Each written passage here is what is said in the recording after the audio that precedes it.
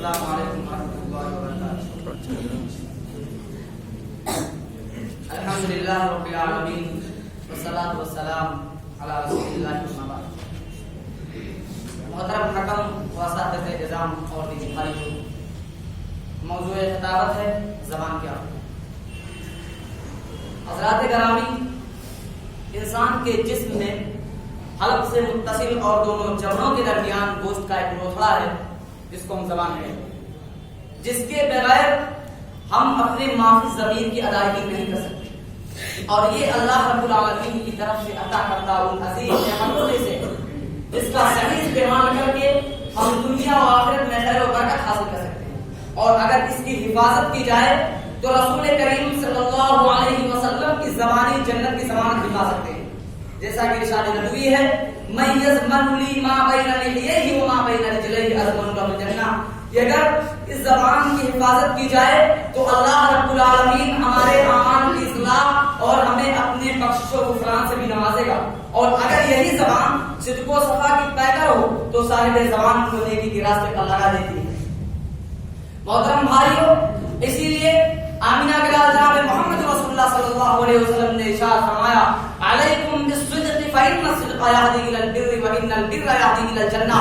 اور ایک دوسرے ارشاد گرامی، المسلم من سلم المسلمون من لسانه ويده کے تحت سب سے افضل مسلمان وہ ہے جس کی زبان اور ہاتھ سے دوسرا مسلمان محفوظ رہے. بلکہ المؤمن من امنه الناس کی روشنی میں پوری انسانیت سے معمول ہو. شاعر کہتا ہے میری زبان و قلم سے کسی کا دل نہ دکھے، میری زبان و قلم سے کسی کا دل نہ دکھے، کسی کو شکوہ نہ ہو زیر آسمان مجھ کو. سامعین کرام، اسی طرح سبحان اللہ و بحمدہ اور سبحان اللہ العظیم جیسے مختصر اور عظیم کلمات کے ذریعے اگر اسے ذکر و اذکار میں لگایا جائے تو یہ ہمارے اعمال میں نیکیوں کے اضافہ کا سبب بن جاتی ہے. اور یہی نہیں بلکہ حدیث رسول من کان یؤمن باللہ والیوم الآخر فلیقل خیرا او لیصمت کو عملی جامہ پہناتے ہوئے بھلی بات کے لیے استعمال کیا جائے تو ٹوٹتے اور بکھرتے رشتے مضبوط اور مستحکم ہوتے دکھائی دیتے ہیں. لوگ انما المؤمنون اخوہ اور لیس المؤمن بالطعان واللعان کے حقیقی ترجمان نظر آتے ہیں. محترم بھائیو، انسان کے جسم میں زبان کی کیا حیثیت ہے، اس کے بر محل و بے محل استعمال کے کیا اثرات مرتب ہوتے ہیں، اس کا اجمالی انداز اس حدیث سے بھی لگایا جا سکتا ہے جس میں نبی کریم صلی اللہ علیہ وسلم ارشاد فرماتے ہیں کہ بوقت صبح تمام اعضاء انسانی زبان سے پناہ مانگتے ہوئے کہتے ہیں کہ خدا رب الخوف اللہ ہے. ارشاد نبوی ہے، اذا اصبح ابن آدم فإن الآباء كلها تكفر اللسان فتقول اتق الله فينا فإنما نحن بك.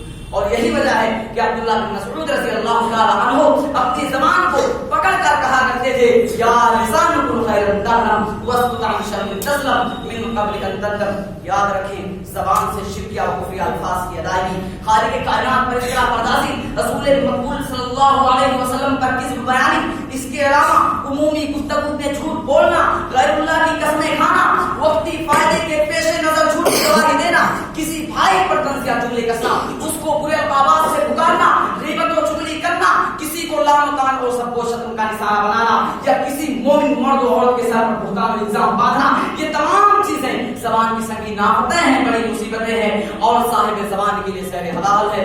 یہی حضرات گرامی، یہی وجہ ہے کہ شریعت اسلامیہ میں زبان کی بجا اور بیجا استعمال دونوں ہی پر بہت زور دیا گیا ہے. ارشاد ہوتا ہے، ما یلفظ من قول الا لدیہ رقیب عتید. تو آئیے ہم عہد کریں، جب جہاں اور جو بھی بولے درست بولے، اپنی زبان سے وہی لفظ کہیں جو اپنے بیگانے کسی کے لیے بھی تکلیف کا سبب بنے. دعا ہے کہ اللہ تعالیٰ کو ہمیں اپنی تمام نعمتوں کا درجہ بنا. آمین یا رب العالمین. السلام علیکم ورحمۃ اللہ وبرکاتہ.